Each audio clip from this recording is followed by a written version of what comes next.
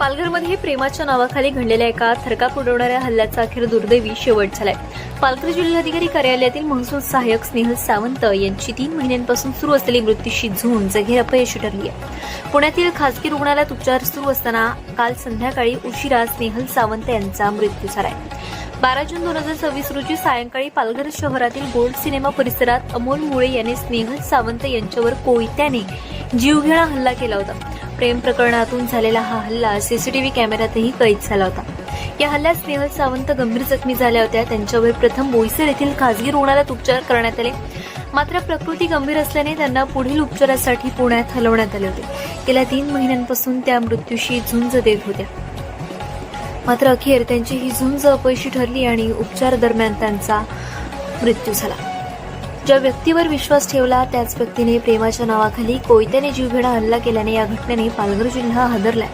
स्नेहल यांच्या मृत्यूमुळे त्यांच्या कुटुंबियांवर दुःखाचा डोंगर कोसळला असून आरोपीला फाशीची शिक्षा देण्यात यावी अशी मागणी त्यांच्या आई-वडिलांनी केली आहे। प्रेमाचा अर्थ समजून न घेणाऱ्या आणि नात्यावर मालकी हक्क गाजवणाऱ्या माथेफिरू मानसिकतेचा हा आणखी एक गंभीर परिणाम म्हणावा लागेल।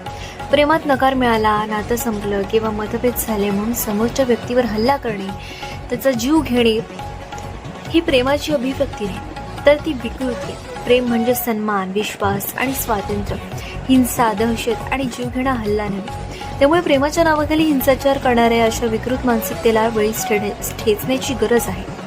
स्नेहल सावंत यांच्या मृत्यूने पुन्हा एकदा महिलांच्या सुरक्षेचा प्रश्न ऐरणीवर आणला। सार्वजनिक ठिकाणी एका तरुणावर झालेला हा जीवघेणा हल्ला सीसीटीव्हीत कैद होतो, तर दुसरीकडे गंभीर जखमी झालेली तरुणी तब्बल 3 महिने मृत्यूशी झुंज देते आणि अखेर तिचा मृत्यू होतो। ही घटना समाजाला सुन्न करणारी आहे।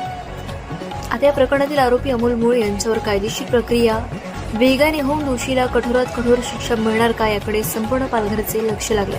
कारण स्नेहल सावंत यांचा मृत्यू केवळ एका कुटुंबाचा आधार हिरावून घेणार नाही, तर प्रेमाच्या नावाखाली वाढत चाललेल्या हिंसक मानसिकतेला गंभीर इशारा देणार आहे। प्रेमाच्या नावाखाली एखाद्याच्या आयुष्यावर अधिकार गाजवण्याची मानसिकता संपली पाहिजे।